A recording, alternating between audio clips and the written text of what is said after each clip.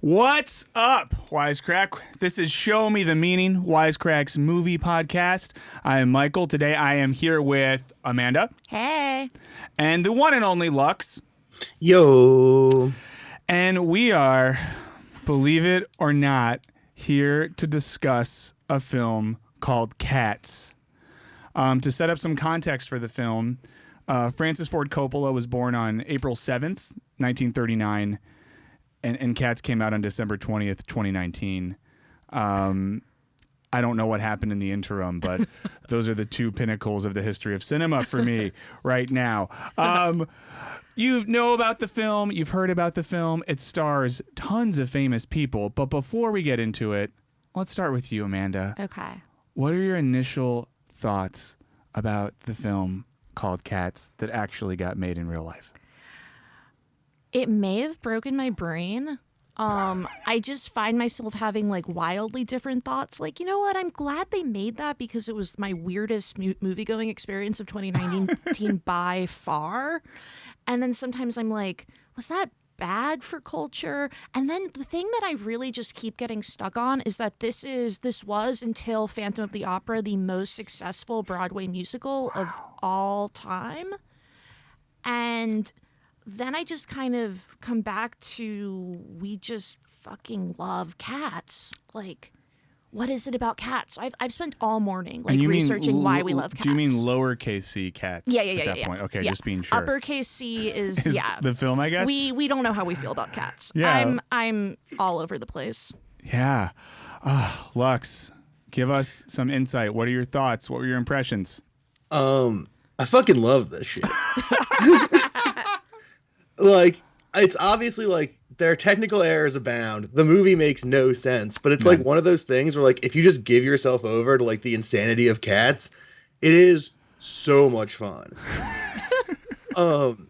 Also, like, I mean, Miles, we put out that article on Medium that I helped Miles with about is Cats better than Star Wars? And like, oh boy. Yeah, for sure. Like, it's at least like dramatically interesting and has like a psychology to it, even if that psychology is like fully fucking nuts. And I don't know, it's a lot of fun. I mean, it's obviously not good, but it's like a Rocky Horror Picture Show, The Room type phenomenon. I just typed the words Rocky Horror Picture Show in my notes as you were talking, Amanda, because it made me think of like the movie going experience. Yeah. When people go see Rocky Horror Picture Show, they get there, they're excited, maybe they have some substances in them before they show up. And it seems like that's been the phenomenon with Cats. That's also true about me going to Cats. Okay, yeah. Everyone I know in LA who saw it was organizing a group outing that involved some sort of legal substance to, I guess, put them in the right frame of mind. We could call it their... Or the wrong. I've seen a lot of tweets of people who were a little bit too addled to really take in the fine art that is Cats. Well, we can get into this later, obviously, but the movie shows us the dangers of putting too much catnip in the air in a performative setting. Okay, well, we'll get into it, but let's do a recap for everyone. And thanks to Lux for helping with this delightful recap, which means if it's good, thank him, everyone online, and if you hate it, it's all his fault. So, Cats, we open on a weird, mostly empty London with a kitty cat moon, and a car shows up. Some people just chuck a sack into an alley. Some cats show up and poke at the sack until its contents spill out and reveal another cat. Guys, a cat literally gets let out of the bag within the first 60 seconds of the movie. This cat's name is Victoria, and much like the audience, has no idea what's going on. I'll interject here and say for the first hour of the movie, I thought Victoria was played by Taylor Swift. She's not. Then the singing starts. The cats, including, I'm going to try to say these names, Munkastrap, the narrator, Mr. Mistopheles, who's a magical cat, we learn, tell her all about what it means to be a jellicle cat, which supposedly, according to this research, is how T.S. Eliot's kid would say dear little, as in dear little cats. The traits of cats include being black, white, small, and of moderate size. I think they're also in this song, sometimes they're hypocritical, and then sometimes they're magical. Sometimes pedantic. Pedantic. Oh, boy. Soon after this, they explain the magic of cat names, which never come up again in the movie if you were waiting to see how this lands. This tells us a few important things. These cats are jellicle cats, an undefined but immensely meaningful term. Tonight is the Jellicle Cat Ball, where all the cats compete to see who gets sent to the Heaviside lair to start a new life. A choice made by the old Wisecrack Deuteronomy. Whew. It's been a while since I was in an Old Testament class. With this in mind, Victoria is introduced to a bunch of cats. They all explain their whole deal via song, even though the ball hasn't started. We get Rebel Wilson as Jenny Yenny Dots, the Gumby cat, whose performance includes training anthropomorphized mice and roaches, eating a roach while it screams, and shedding her outer skin to reveal a sparkly dancing unitard and moreskin underneath. We also meet Rum Tum Tugger, a horny cat played by Jason Derulo. We get James Corden's Bustopher Jones, the fat cat that eats garbage and gets hit in the nuts. I feel like they kind of fat shame him too, but more on that later. Grisabella, who's the former glamour cat, in case anyone made the mistake I did, not grammar cat, glamour cat, turned an outsider after falling in with evil McCavity, the mystery cat played by Stringer Bell. Her quest to meet every cat in the damn world leads her to meeting Mungo Jerry and Rumpelteazer, who are criminal cats who love making a ruckus and stealing. Lovable criminals, though. While she's out doing this, McCavity, the aforementioned mystery cat played by Idris Elba, is going around kidnapping his competition so he can win the Jellicle Ball. He manages to get Bustopher Jones and Jenny Annie Dots and puts them on a boat with Growl Tiger, the pirate cat. Finally, Victoria gets to the Jellicle Ball where she gets to see more cats dancing. Ian McKellen's Gus the Theater Cat revive his glory days. He was so nervous. And the highlight of the whole damn thing, we get Skimble Shanks, the railway cat. I did like that part. I do think it's unsafe to dance on a railway track. Everyone's having a great time, but then Gus and Skimble Shanks get McCavitied, and then Taylor Swift, this is where she comes into the movie, Bomb Ballerina shows up, gets everyone wasted on catnip, sings a song about McCavity and how he's good at crime. One interjection here. If you're good at crime, you don't sing about it with your name. You don't create songs snitching on yourself, telling everyone how good you are at crime. You just don't. If you're good at crime, shut up. Sorry. And then McCavity shows up to threaten old Dot, Deuteronomy, into making him the Jellicle choice. She refuses, gets kidnapped. But Bustopher Jenny Dots, Gus, and Skimble Shanks overcome Growl Tiger, the pirate cat. He walks the plank. Mr. Mistopheles zaps her back with magic, or does he? Victoria gets Jennifer Hudson, we mean Grisabella, to sing her big song. It's so good, she gets to go to the Heaviside lair, or get sacrificially killed. And everyone is happy. The cats sing, dance. Judi Dench reminds us that a cat is not a dog. That was important for me. There's a weird CGI Trafalgar Square. The credits roll, and you spend the next few days asking yourself, what does any of this or any of my life meant? And what would Francis Ford Coppola think? That's the movie. We're going to break it down, but before we break it down, let's quickly talk about some of the lovely people that are making this whole thing possible. So today, wait, Amanda? Yeah. Can you do one thing for me? What? Can you tell me what your favorite song was? Mr. Mistopheles, for sure. Cool. Lux, can you tell me as I wait for my laptop to stop freezing so I can keep reading things that are written down? Sure. It's Skimble Shanks, the railway cat. And it's, I mean, Memory's probably the best song, but Skimble Shanks is the most fun for sure.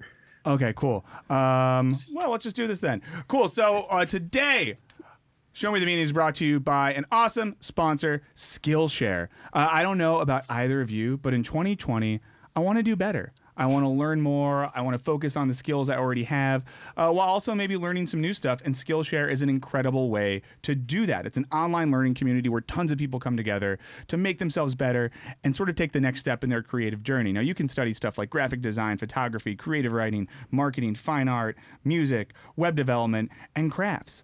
I was looking up some of the classes on writing, and there's one really cool course I'm interested in taught by writer Emily Gould that's a 10-day journaling challenge where you write write a little bit every day, and at the end of it, she shows you how to put it together into a story. So if you're like me and you're trying to become a better writer in 2020, maybe it's something you can do. But if not, there's tons of other options. Now, right now, there's an incredible offer available. If you go to Skillshare.com/Wisecrack, you get 2 free months of their premium membership.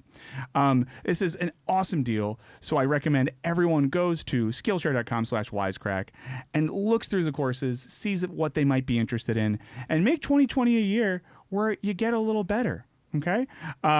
So do that and let us know what class you take. I would love to hear how all our listeners are making themselves better, smarter, and more creative via Skillshare. This podcast is also brought to you by Likewise. Once again, I'm just going to talk about my problems. I have the problem of focusing on my writing. Skillshare is there to help with that. I also struggle sometimes with just sitting there and scrolling through my streaming apps to figure out what to watch, or going through my podcast apps to figure out what to listen to. I don't know if this happens to y'all. Likewise is there to help us, because Likewise is an app that helps us discover what to watch or read next. It works with all the apps and streaming services you already use. You can plug in sort of the services you have. You can connect with friends and family on there to get recommendations. And it even learns what you like, what you're into. So you can avoid that sitting on the hour at the end of a long day, scrolling through Netflix to finally pick the one thing you want to watch and then getting too tired to watch it. But of course, along with content like that, you can get hooked up with books, podcasts, even restaurants. Now, if you were to use it for podcast, you could recommend your favorite podcast. You could go on and say, Show Me the Meaning is a podcast that you would want to recommend to your friends and family. Not saying you have to, saying you could. Now, right now, if you download the Likewise app on the App Store or Google Play Store, you get a special offer by going to likewise.com/meaning. If you go to likewise.com/meaning, you can get a special offer and a free trial today to check out Likewise for yourself. So don't be like me. Don't waste time staring at apps for hours. Use Likewise. Find awesome content to consume in 2020. Speaking of awesome content, cats. Oh, hell yeah.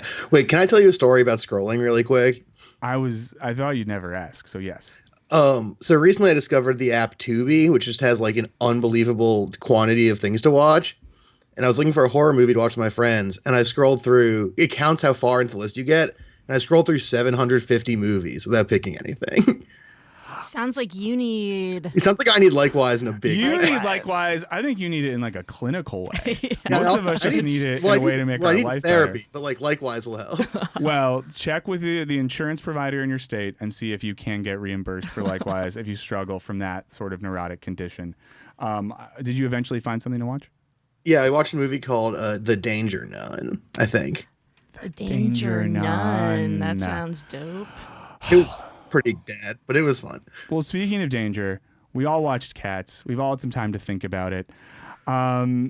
Let's dig a little bit deeper into the movie, and maybe a good place to start is going a little meta and thinking about the phenomenon of this film as a whole, what this film-going experience has been like, and kind of what these past few weeks have looked like, having the culture of cats emerge around us. So, Amanda, I feel like you have thoughts here. I mean, I've read an embarrassing amount of articles trying to figure out how big the cats are, because it's wildly inconsistent, or you could even say surrealist, how they seem to they're smaller than a fork, but they're larger than a Coke bottle. It's very surreal. And obviously the feline sexuality is too much. I mean, Victoria is really very sexually overcome by every male cat she encounters without exception. She's not very discriminatory. Good. And then Grisabella has this implied feline prostitution past that's Is that what that was? That she sort of became a street cat in the pejorative sense? Yeah, I felt like it was implied. There was some sex worker shaming going on in the Jellicle community. Wow. I thought, Lux, did you get that?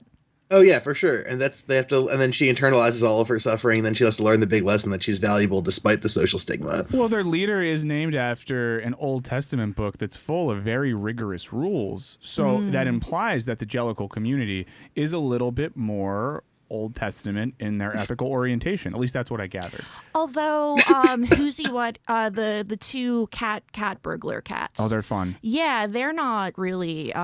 No one's hissing at them. No, and a lot. I guess because they bother the humans. Yeah, and I said this before, but another group of criminals who thinks the best way to continue to get away with crime is sing songs about how good they are at crime and how much they love it. So hopefully none of these people ever go on trial. Wait, how old are the cats? Do we have any sense of that? Because I wondered too. Victoria comes off as a sort of naive child, but then it seems like adult cat men are swooning for her in a sexualized way. Yeah, there's definitely some kitty cat Lolita shit going on. I feel like it is fair to say, though, that the age gradient sex-wise with cats works a little bit differently than with people. There's no age of consent in the feline community. Boy. I feel like it's just like kitten into cat. There's like 2 ages that you can be. Sure. Well, if any cat experts know about consent laws in the feline community, please let us know. Movies at wisecrack.com. The only like clear cut thing is that Grisabella is past her prime. That's what I think we're supposed to take, which is like a little weird because Jennifer Hudson, I would say, like is pretty like in her prime. So I don't know about that casting. Also, like she really needed a tissue. Wait, do we think this is a big question for me? Was that real snot or was that CGI snot? I thought that looked like CGI snot. That is a good. I mean, that couldn't be real snot. And it didn't seem like they were really into doing practical effects on set, so I would say CGI. Too perfect. Mm-hmm. It's like 2 perfect little snarps. Oh my gosh. So here's maybe a related question then. I mean, how much? I guess this movie makes us ask the question: when is bad good? Right. We've talked about other film examples here. I mean, whether it be like we brought up The Room and Rocky Horror Picture Show, 2 films that if they're playing in your town, a bunch of people are going to line up to watch them late at night. So this film to me felt like it was right on that line. In terms of box office, it was a historical disaster. This film lost a ton of money and underperformed. At the same time, it seems like in a certain, I guess largely like Gen Z millennial age range, a good amount of people seem to be going to see this movie and making a show of it. So what does that say about this movie, or maybe the way we're consuming this movie? I mean, I think a lot of like the good bad movie zone has to do with like a sort of sense of earnestness and like honest effort. Like everyone in this movie, no one in this movie is like mailing it in. Like everyone is going 10 out of 10, 100% effort. Which is shocking given the movie. But like everyone is trying very hard to do the movie.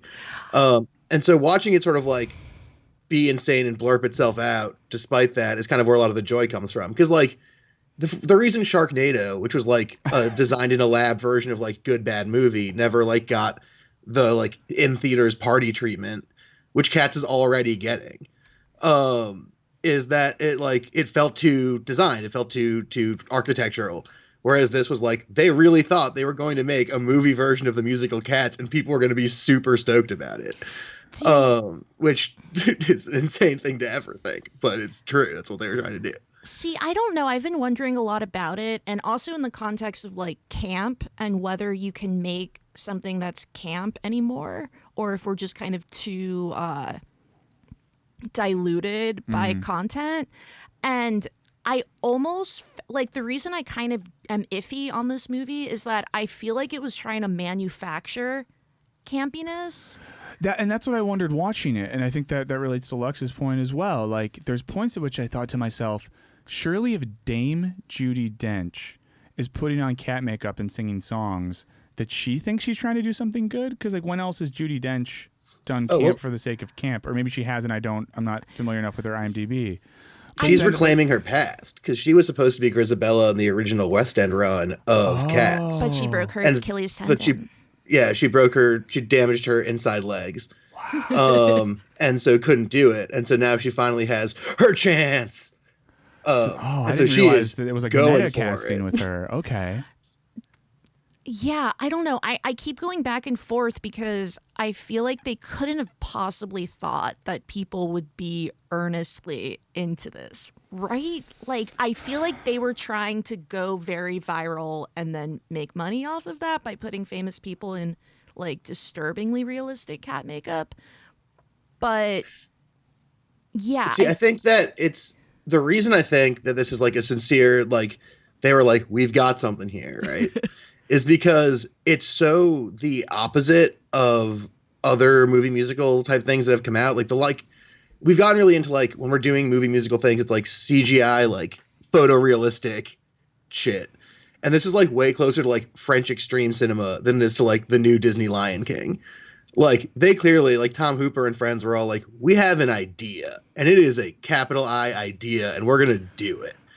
And then no one was like, please stop. And so then they did it. And then it was like, oh my God, this is what it looks like and is.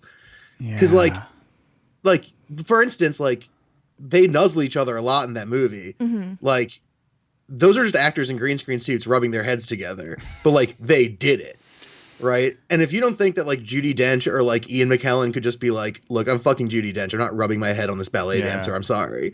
Like, they have that kind of power, but they didn't use it. They were like, sure, everyone can rub their head on me. It's fine. I'm Judi Dench. I'll present my crotch to Ian McKellen after his theater monologue because I'm a horny old cat. Like, they did the stuff. Or maybe it's that I like am objecting to the idea that camp could be like so wildly expensive. You know, it's like if you have that big of a budget and you make a bad movie, is it just bad? Whereas like a camp film, I feel like comes out of like an earnest low budget effort to make something good. That's what I would think. Because if you wanted it to be a camp film, you wouldn't have had to spend like $80 million making this. Yeah. I don't know. But I think the campiness of it comes out of the fact that like they spent $80 million on. I think that.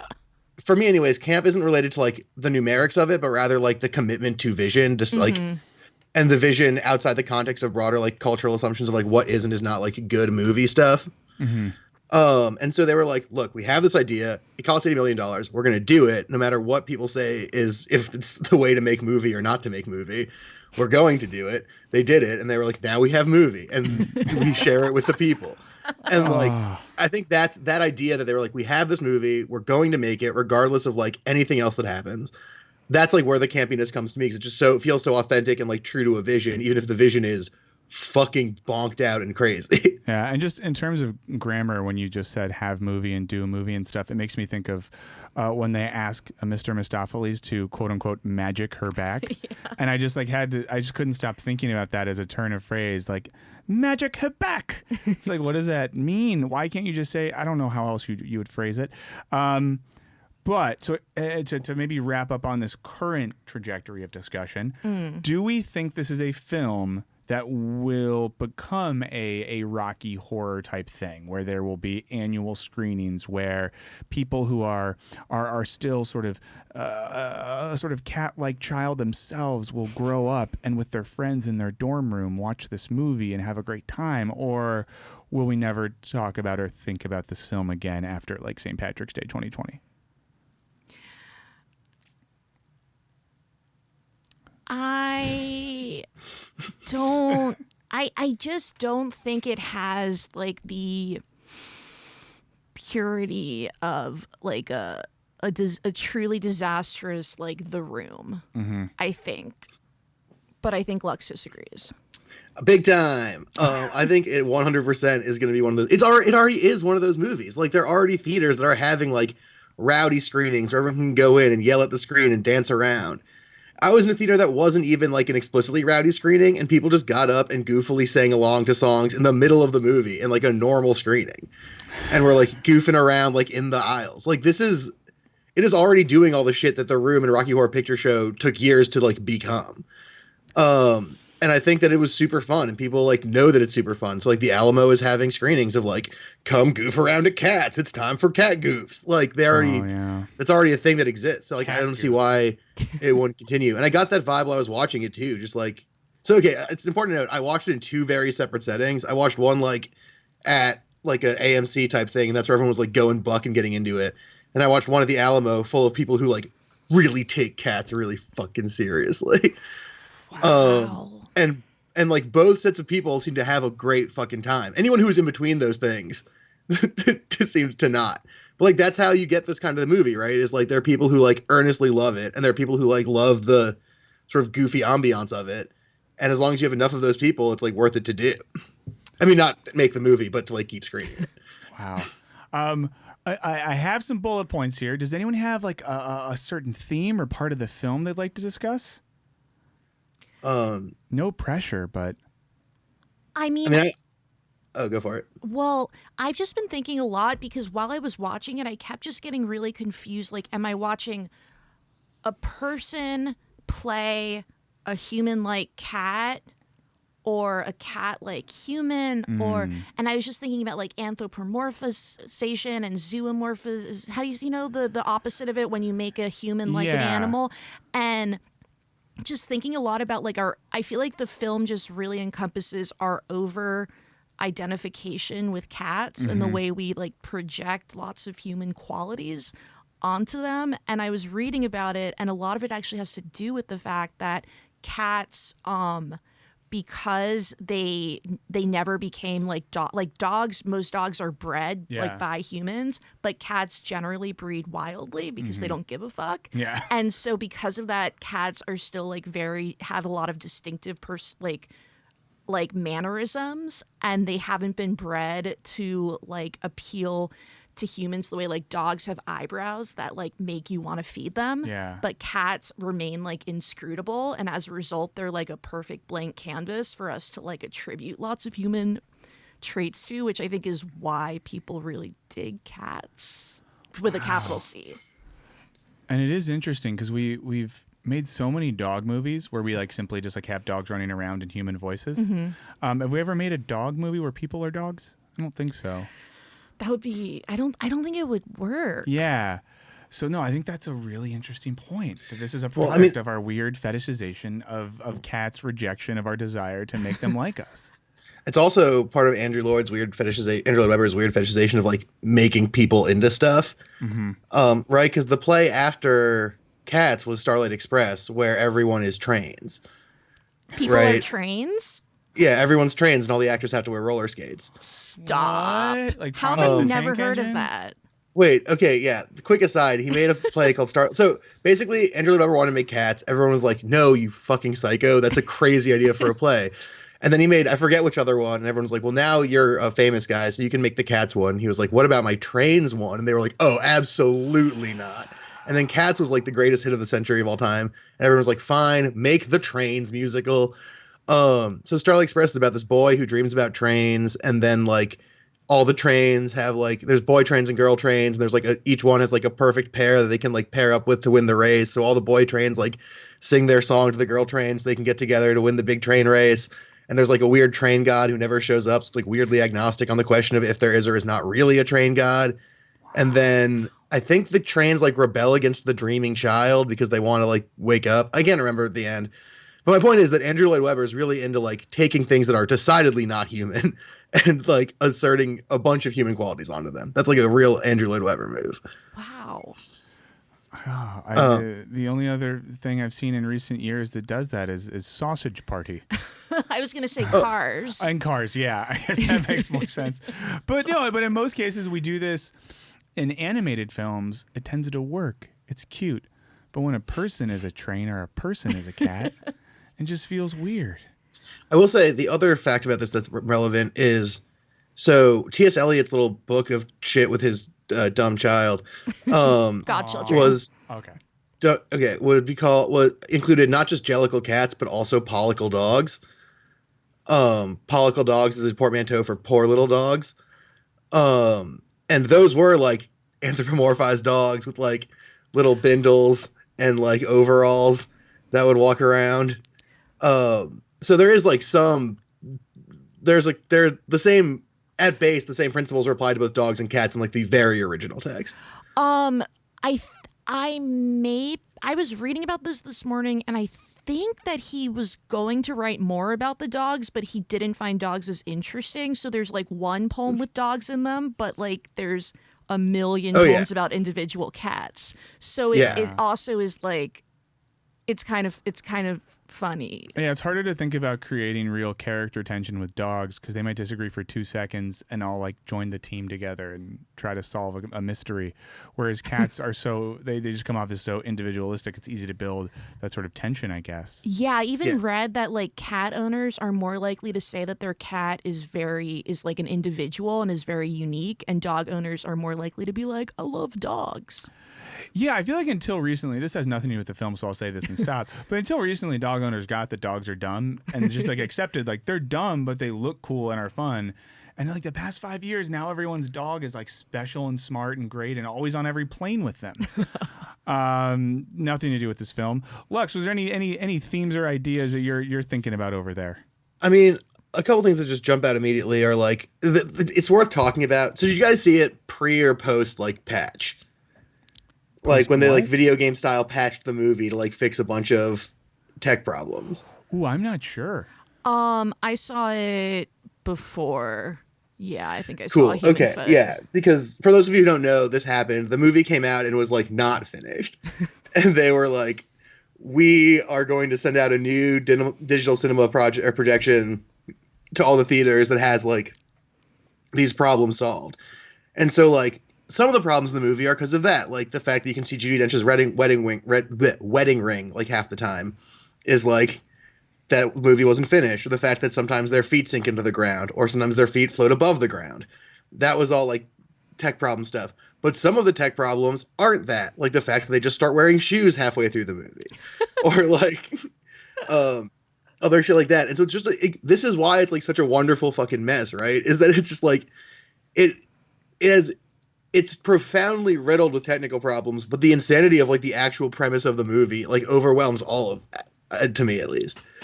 Like, I'm really impressed that Dame Judi Dench is so committed to her partner that she will not take that ring off to film.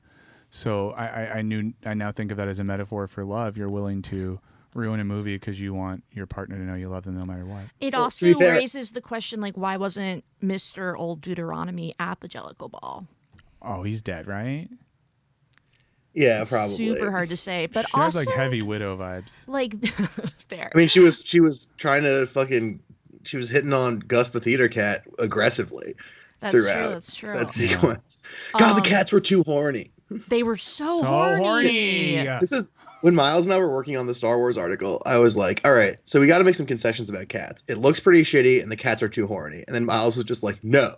Actually, they're not horny enough. And I was like, okay, we're just going to have to table this. Oh, I couldn't have. If they were hornier, I would have been very uncomfortable. I mean, I was already super uncomfortable.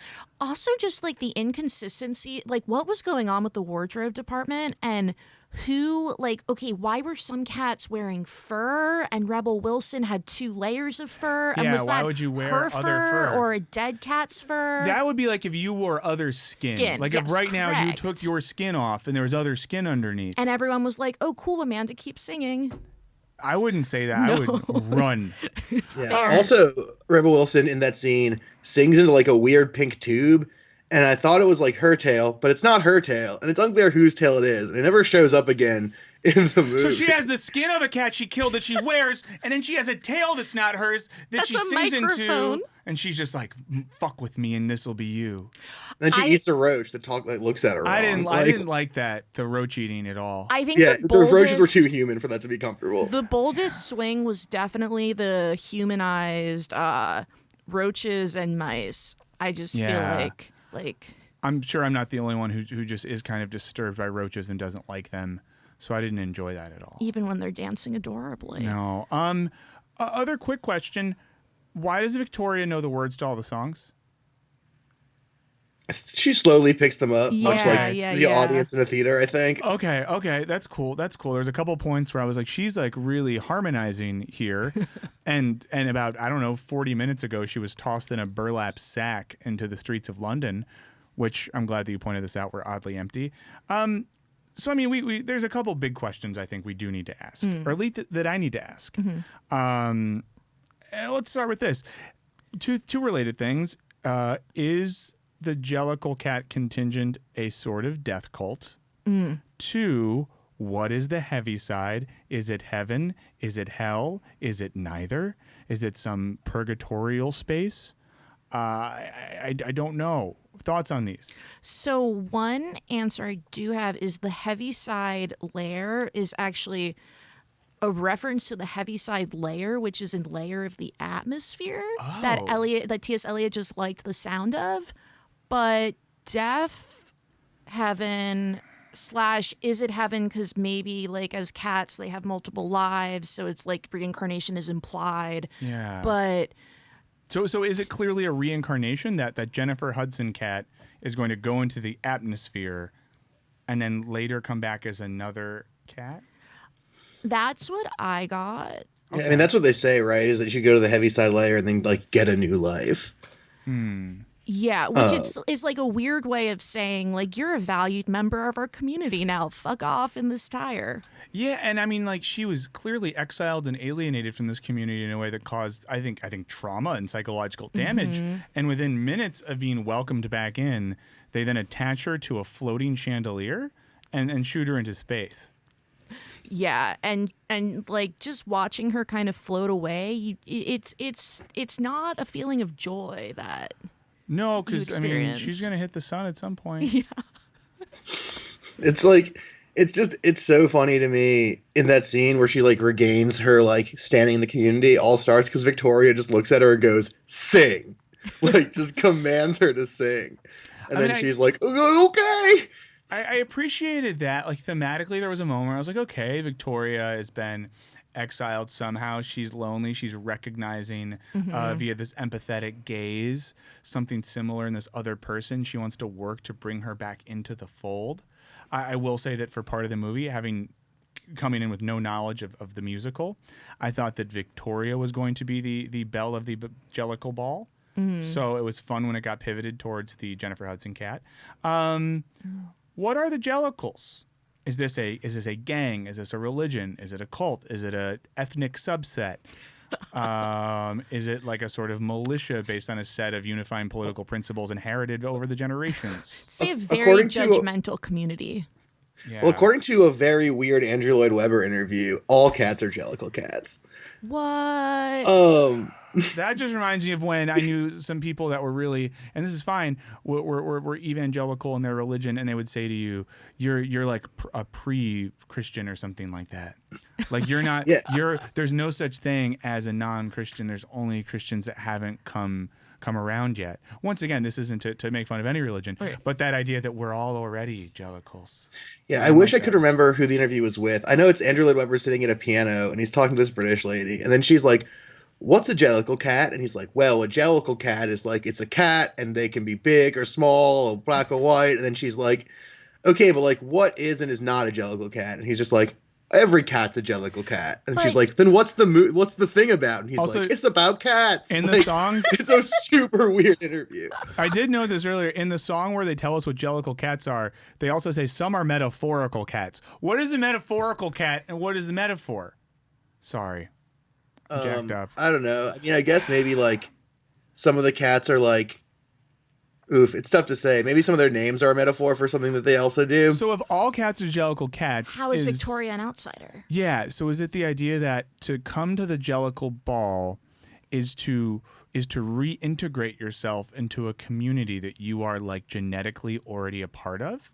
Is there like a? I think it's like all about realizing that you are a Jellicle cat. That's like Victoria's journey.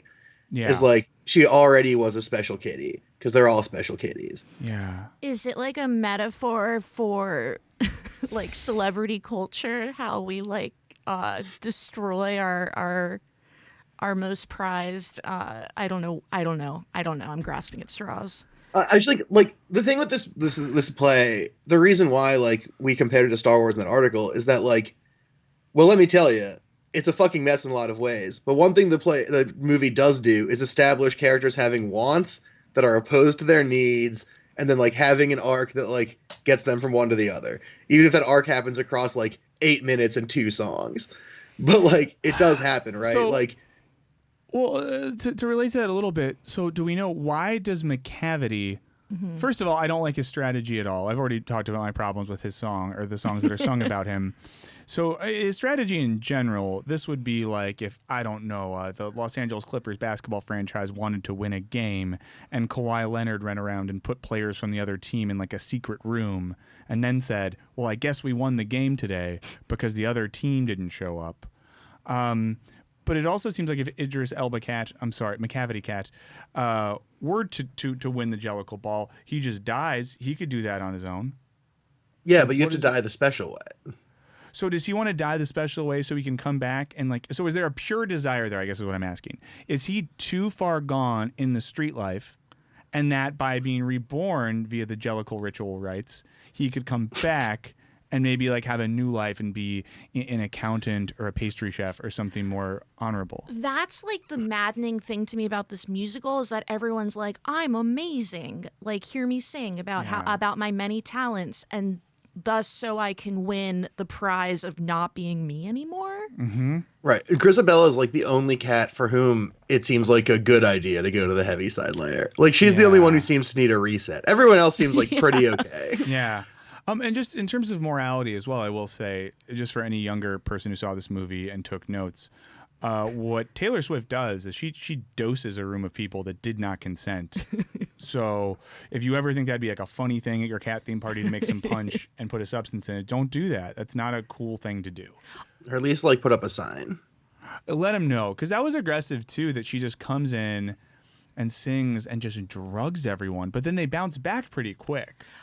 Also, McCavity's disappearing powers, I think, don't really hold up to scrutiny. Magic is weird. The rules of the magic in this world were weird. Especially how he can specifically disappear you and then reappear you to the boat in chains. Like, I was so confused by that, and I thought I missed something because I thought, how do we get from the Egyptian theater Jellicle Cat place to the boat place by the Thames?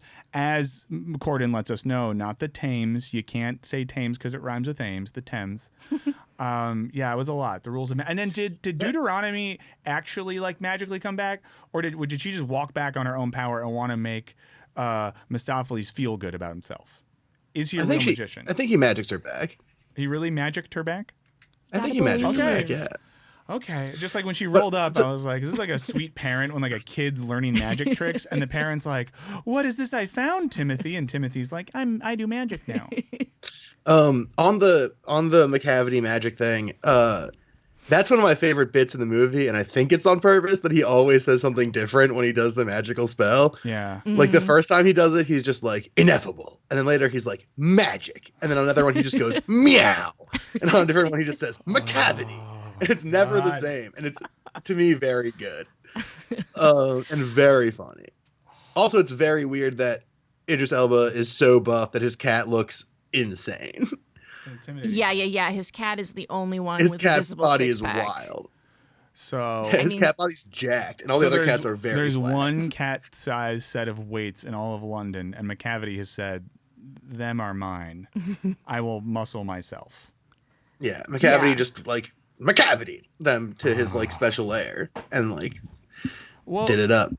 As we start to, work our way to our own heavy side of sorts, who do you think, and this is maybe backing up a little bit, and we can dive back in because I want to make sure everyone says all the deep things this movie inspired in their fragile brains, but who regrets making this movie most? Out of the actors that are in it, who do we think saw that first cut, hung their head, and thought, oh no? My vote is James Corden, just because I heard a story that James Corden showed up for the premiere, did the red carpet, and then left before the screening. Oh, wow. Which either is like he's a busy dude, or like is him just being like, get me out of here. I mean, his portrayal is not the nicest one. And the cat body shaming is pretty out of control. If he was a human, he would just be a foodie. We live in a culture where if you just like love food all the time, that's like a cool thing, and you could start a blog and monetize it. But in the cat world, Corden loves snacking, and we treat him like he's some big asshole. Yeah. All right, Are you going with Corden as well, Amanda, for the person? That was kind of my first instinct as well, yeah. Okay, now that I know this premiere thing, it makes me want to change my answer. I couldn't help but think Idris Elba. Because in terms of people, when they're outside of their cat suits, he's kind of like a cool guy. Yeah. He like DJs at parties in Ibiza. He occasionally will drop a verse on a grime song in England. He was in The Wire, among other things. And when he first pops up, he's the most where I'm like, I just don't know how they got him to do this. Do you think he feels like a little bit disgusted with himself when he's out there like dropping that cat's money on like a new Hamptons house or something? Maybe he burned it. I just think this production was probably pretty fun to do and didn't take that long from the actors. Like they just had to throw on green screen suits, get on green screen, sing and like spin around and like goof off, and then like everything else happened in post. So like to me, it's like someone was like, Idris Elba, we'll give you $5 million to come here for a week, sing a couple songs, say different weird catchphrases, and then you can leave. And he was just like, fine, that sounds great. Like, quickly, like it seems like a fun gig. Fair enough. On the flip side, really quick, do you think there's anyone who was in this movie, made the movie, and is like, yeah, you know what, that was pretty good? I heard that Taylor Swift claimed to have enjoyed it. Okay. I bet the ballet man who played Skimbleshanks came out of this feeling good because they just like killed it, and they're only in the movie for a little tiny bit. They just like show up, do a cool dance, sing a cool song, and leave. And I bet he was just like nailed it. Like that's how you cats, baby. A lot of Twitter love for Skimbleshanks for sure. Wow. So, any final thoughts as you ride the metaphorical chandelier towards the empty space of the heavy side? Final thoughts. Did this movie remind either of you guys of like weird, like French Extreme, like Holy Motors type shit? Like obviously not as good or like thoughtful or like intellectually riveting, but like the way that everything like looked wrong and was, like you said, Amanda, like really surreal and like played with like your sense of reality, whether on purpose or not. Like it had that energy to me that like you can like generously assume it's on purpose, and it's like a pretty fun, wild thing. It seems like probably it's not. Yeah. But I don't know. I kind of really liked how I mean, literally when I saw it the second time, a friend of mine was like, this movie, like, it looks like Holy Motors, reminds me of Holy Motors, let's go see it. And then we see it again, and I was like, yeah, I kind of can see where you're coming from. Just like the animated overlay parts of Holy Motors. Yeah. No, I see that. I definitely think there's some accidental, surreal art question mark happening for sure. Well, this has been a journey. So to step away from cats for a second, let's get in touch with the most important part of this podcast, our listeners.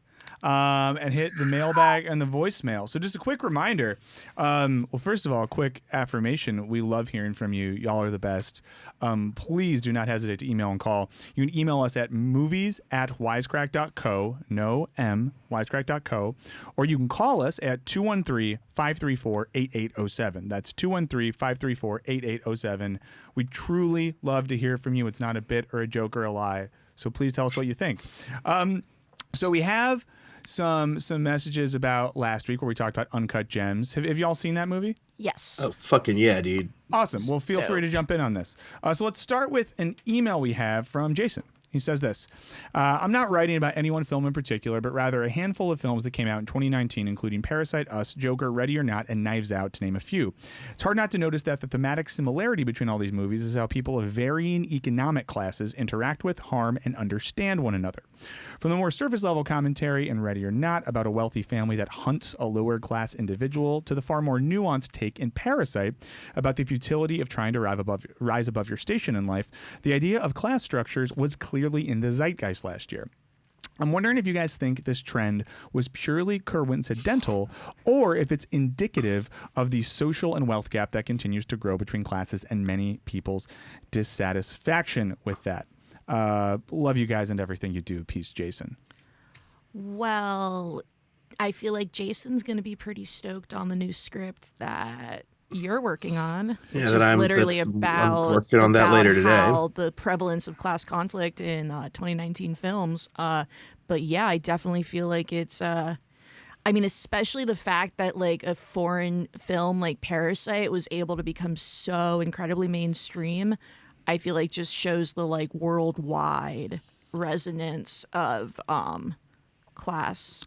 Yeah, and conflict. the Parasite thing's interesting because there's an interview, and y'all can look this up, where Bong Joon-ho says something to the effect of like, I thought I was making a movie about a particular place, like the contemporary Seoul, South Korea, and realized he was just making a movie about the world that we all live in. Yeah. So this idea that like certain social conditions are so universal that it's affecting art made on other sides of the world. Yeah. I thought I was making a movie about Korea. Turns out we all live in the same country. It's called capitalism, I believe was the line. Yeah. Yeah, I mean, I forget who said it. I want to say Freud because it has the word anxiety in it, but it probably wasn't Freud. But like, art tends to reflect the anxieties of the culture that created it, right? Like that's like a pretty historically accepted truism. And it seems very clear that in 2019, 2020 Earth, like class is like the big problem. I mean, it has been for a long time, but it's becoming more obviously the big problem than it was in past times. And so I think it's not a coincidence. I think you're going to see more of that stuff going forward because like more and more the story that everyone that really resonates and the story that affects people and moves people is like the one of their own crisis. And their crisis right now is like a massive class crisis. Yeah. Especially in America, but like pretty globally. Yeah, and it's just an interesting point in general. If you're ever doing your like film history, you go back to certain periods, like films made in the late 60s, early 70s. We see, you know, the influence of the Vietnam War, whether explicitly or implicitly, and a lot of the themes being explored there. The movies made in like the sort of boom times of the 80s. On the backs of all this economic growth, you'll notice certain themes of like affluence and over-the-topness. Also Weekend at Bernie's in that period. So there's a fun kind of like sociology of film you can do by watching a set of movies and asking like what was going on in the world at that time. And like in correlation with right now, I mean, like during or maybe slightly after the Great Depression, there were like a good amount of films exploring similar themes to what we're seeing right now, which like Grapes of Wrath, Sullivan's Travels. That's great. Well, Jason, thank you so much for that. Really insightful question. And yeah, there's a video coming out probably next week, maybe after that I think you'll maybe like. I think it's a week from Wednesday, but I can't remember. Well, Jason, I should know this. Just subscribe and Stay keep up with it. Yeah. Let's hit some voicemails real quick. So this one is from Jacob. Show me the meaning, Wisecrack crew. My name is Jacob, calling in regards to your Uncut Gems podcast. I really enjoyed the movie. I think it was one of Adam Sandler's best. But it really got me thinking about the resurgence of the neo-gangster drama, or the genre itself. In the film, we see him like dealing with gangsters, and we see him dealing with a lot of people. And it got me really thinking with other movies, mostly films like John Wick, The Irishman, this resurgence of a almost long forgotten genre, and almost like it's going to be replacing the superhero genre. And I really wanted to know what you guys thought, since you know the superhero like bubble is going to be like, well, no one's going to want to be seeing any more superhero movies. So interesting point, dude. I am down for gangsters to replace superheroes. Like, sign me up, man.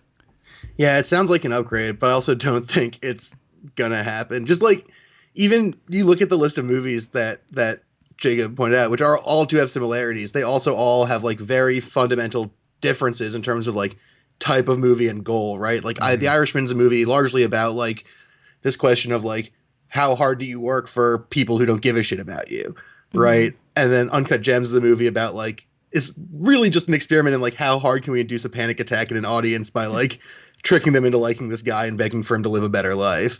And then John Wick just is like a cool fucking shoot 'em up movie. So like, I think maybe there is some truth to what he's saying of like bringing movies down in scale, right? Away from like 200 million fucking Endgame movies.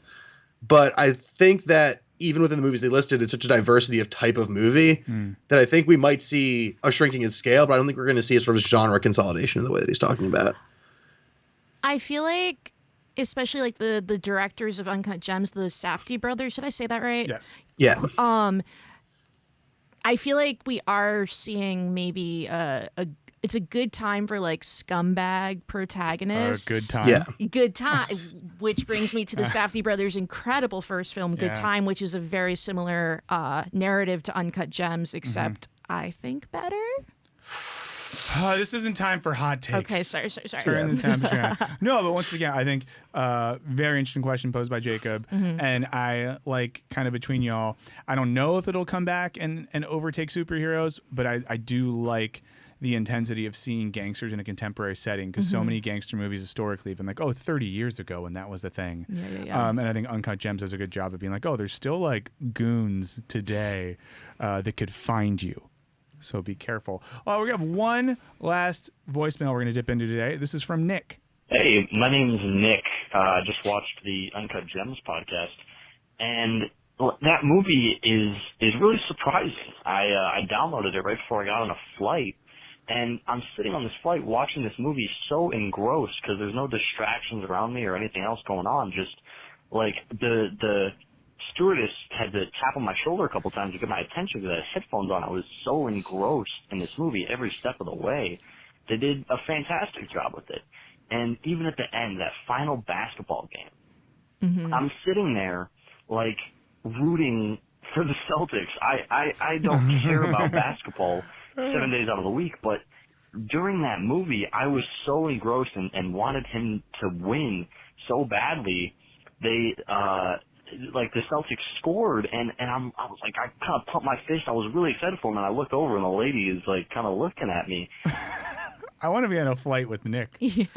But I think that's a really good point. There's something about the effect that Uncut Gems has on a viewer that's super unique. Did anyone else feel like you got caught up in your own world or found yourself being a temporary Celtics fan from 2012?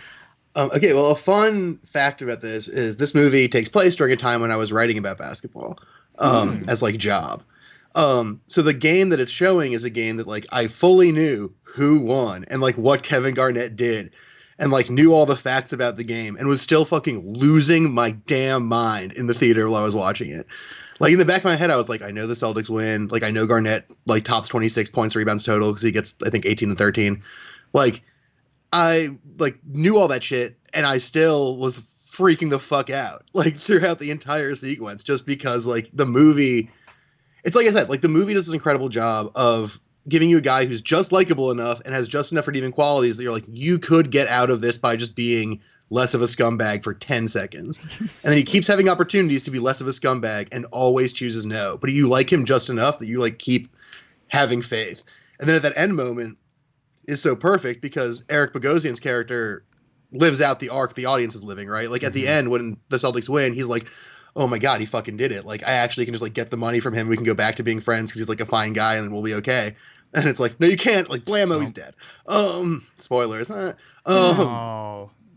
But like it's the whole movie is like that. Like it's constantly stressing you out and making you more and more anxious for Adam Sandler to the point where even things that like have obvious endpoints, like known endpoints if you're me, like still affect you tremendously. And then it gives you that little gasp of joy before it just rips it all away, which is brutal piece of filmmaking. I fucking love that movie. And I mean, same with Good Time. It takes you in like a compressed time period with a scumbag character who you can't help but empathize with or at least like care about, and it just does not let up for 30 seconds. Like, yeah, I was freaking out the entire time. Yeah. So thank you for sharing that, Nick. I think they do a good job of like dramatizing like safe space. Like you get to the Passover dinner and then it's like everything seems fine. And it's like cut to Arno is there and you're like, oh fuck. Or like they go to the school play and it's like pans over and it's like the thugs are there and you're like, I thought we were gonna relax for a second. So I think our main takeaway is double feature Cats and Uncut Gems. Your local theater should do it. Once again, we would love to hear from you. Please let us know your thoughts on Cats after this, especially if you know about like mating rituals, age of consent, whether magic is real for cats, if the Jellicles are a cult or just a group we should accept. Movies at wisecrack.co is how you can email us. Voicemail 213-534-8807. We have been your Jellicle host, Amanda, Lux. I've been Michael. And thank you so much for hanging out with us on Show Me the Meaning. We'll be back soon. In the meantime, subscribe, like, rate, review, all those great things. And have a great week, everyone. Later, guys. Later, dudes.